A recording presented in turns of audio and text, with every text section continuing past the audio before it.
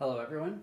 Today we're going to take a look at the new 1/48 scale Airfix P-40B Warhawk. I've just received these kits in the mail today. I pre-ordered them from Airfix. So far I've taken it out of the bag, but this otherwise is what you see. It comes, the clear parts come separately bagged from the main plastic. I'm really impressed with just a cursory first look. We'll go ahead and might as well start with the clear parts. You get two choices of canopy.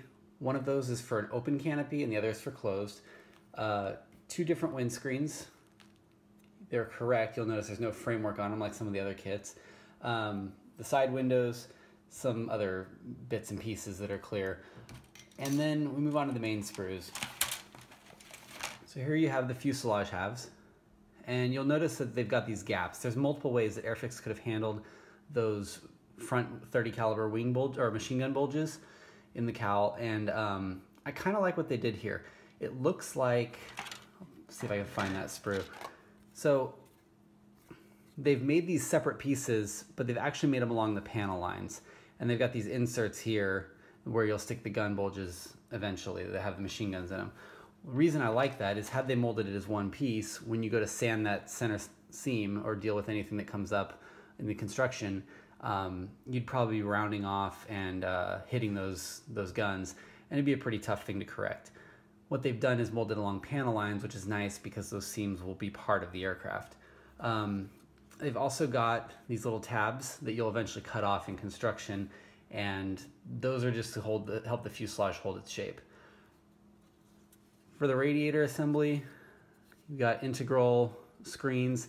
Not a lot of really defined detail there, and some people might want to replace that with screens. Honestly, I think that with how little you see of that, it's not that big of a deal. One thing I do like is the way they did the wheel well inserts. It works when you look at the engineering of the kit, which I'll show you in a minute. It really works to help support the whole aircraft and align everything and provide solid lockup. One thing I don't like is these two ejector pin marks right in the center. Those are going to be a pain to clean up, and you know, it is what it is. It's on the wheel well. It's not that big of a deal as far as places they could have put it. When it comes to the wings themselves, Airfix has made these. These slot into the fuselage and right along in this area. And what they're doing here is trying to prevent that fuselage to wing seam. It could work really well, or it could provide you with two wing root seams. Not really sure how it's going to be, but in a quick look, I'm hoping that it's going to be all right. If you'll notice, the horizontal stabilizers are two pieces. You have the elevators, which are one piece, so they're joined, positionable. That's nice. Rudder is also positionable. So you can see right here, it's one piece, and that pin leads me to believe it'll be positionable. The little part sprue, you've got the cockpit floor. Several P-40B kits in the past have not had a decent, have not had the right dimensions to the cockpit. Here you can see the framework, which will install to the inside of the fuselage. This is the bulkhead that takes the, if I'm not mistaken, that's the bulkhead in the front. We've got two versions of seats here. I believe that's a fuel tank that goes behind the seat framework here, and this bulkhead that also provides the headrest as one piece. Sink mark right here in the pilot. If you want to use him, that's probably not that hard of a fill. I don't notice a lot of sink marks other places. One thing I do want to point out is that the rear wheel and the doors is one piece, and it's separate from the main fuselage. I really like that decision, because what that means is that you'll assemble the fuselage and you don't have these doors getting in the way. You don't have to mask this canvas insert here. You can paint that off and put it on at the end, assuming the fit's okay. It's provided you with open and closed cowls, flaps, and two options for the landing gear. Airfix likes to model their planes so you can pose them in flight, which you'll use these pieces, or on the ground, which will use these pieces. Same thing with the tires. These are the ground tires, these are the in-flight. I like that the tires are one piece. It avoids having that pesky seam. You've also got the wheel hubs that are separate, which is really nice because you essentially don't have to mask. And these things are tapered slightly, so you will, the tires will go on one way, and it should be a nice lockup. They've provided you, as I mentioned, with two seats. One thing I don't like is when you look at the instructions, which are the typical Airfix offering, it doesn't tell you of the marking options which seat goes with which. It just gives you a question mark. Obviously it's a question. I'm not really sure why, if you're doing the research for the aircraft, you can't say this goes with marking option A or B, and maybe that's what this A and B is. I don't think so though, just given that the markings aren't listed as A and B out here. They aren't even listed like that on the box. So I don't think that that's probably going to be the telling point, and you'll need to do your own research to make sure that you've got the right one there. Decals. My experience with previous Airfix kits of this lineage, I guess, the 1/48 scale Hurricane and the 72nd scale P-51 and FW190A8, is that these decals are very good. I believe they're printed by Cartograph, so shouldn't be anything to worry about there. It's got a nice array of stencils and that sort of thing. All right, I just wanted to take the main components here and just get a little snapshot of an idea of how these parts go together. So I mentioned that I would show you how the wheel wells go together as part of the main assembly.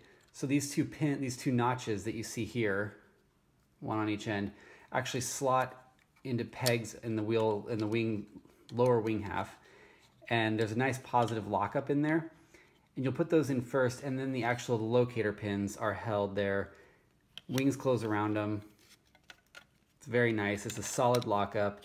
The locator pins fit well, and the only downside potentially is that the trailing edge could be a little bit thick. But as you can see, it's nice surface detail. It actually got a slick plastic here. One of the sprues is a little bit grainy. I'm curious to see what Airfix does with their upcoming P-51, because with the natural metal on that, they're probably going to want to, modelers will want a smooth finish if they're doing a natural metal bird. With this, it's really not a big deal, but it's actually a nice smooth plastic by itself. Fuselage halves. Fuselage halves, you can see they go together nicely. The cockpit floor slots in from the bottom, and it's got these locating tabs here so you can't get it wrong. It also helps keep the fuselage the right width. I'm pushing pretty hard on this. It's not moving. It doesn't pull apart. I really like the decision there on the engineering. I didn't take the interior pieces, the framework of the canopy or the cockpit out, but you see obviously that'll go in there first. And it looks like seam work should be really minimal. That's a nice tight fit the whole way down. Up here you're gonna have a little bit, especially with that sprue gate right there.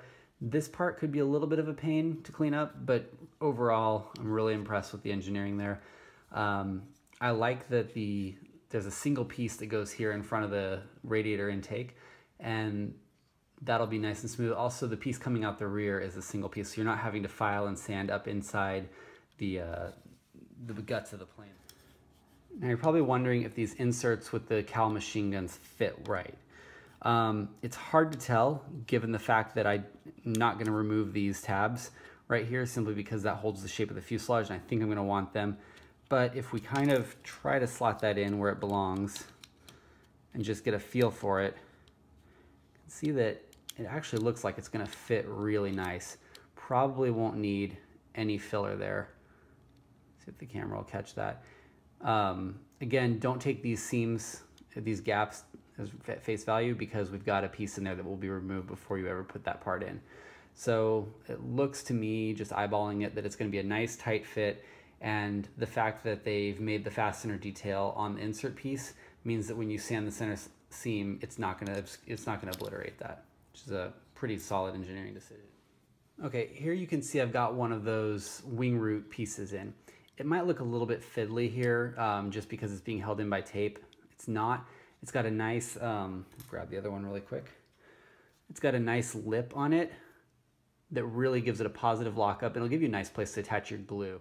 All right, we'll see if we can actually put the wings together. I've got both of the wing root pieces on.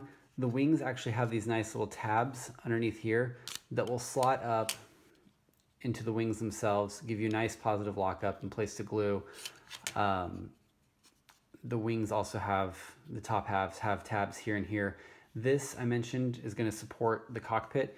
You can see it's got a female joint there, male joint here. That's going to center everything and hopefully really help with the dihedral and make sure that you don't have anything out of whack when you do finally put these things together. See if we can just pop this into place. That went together pretty painlessly. Wing root seam, maybe a little bit of a gap here, but my guess is this is because it's held together with tape and not glue. Definitely gonna have a gap there. Really easy to fill though, and they didn't put it on this curvature, which is nice. The Hasegawa kit puts the gap right here. It's kind of annoying, and it gives you a little bit of a seam to work with. And I much prefer this. I think this is a better design. And when I mention the Hasegawa kit, I'm of course not talking about a P-40B, but they're P-40E, K, and those. So that's the basics. It looks like a P-40. I'm not sure dimensionally. I don't really care that much as long as it looks right, and this one looks right to me. It looks like it should build into a nice plane. It's 106 pieces. Surface detail is a little bit, you know, Airfix has been called out for their kind of thick panel lines, especially on their 72nd scale aircraft. This one looks like it's probably, it's not as refined as something like you would see on Edouard or Tamiya kits. It's definitely a little bit deeper. That doesn't bother me. I just won't slop a huge dark thick panel line wash in there. But overall, I think that I've been waiting a long time for a P-40B kit that actually fits right. I know Trumpeter has one, the cockpit's shallow. Bronco came out with one earlier this year, same issue with the cockpit. When I was a kid, I built the old Monogram one, and that I've seen built into a really nice kit. I just don't have the patience to work with it. I think this is the one that we've been waiting for with regard to a nice, modern, CAD designed, well-engineered kit. So I'm looking forward to building it, and hopefully this review helped you in some way. Thanks for watching.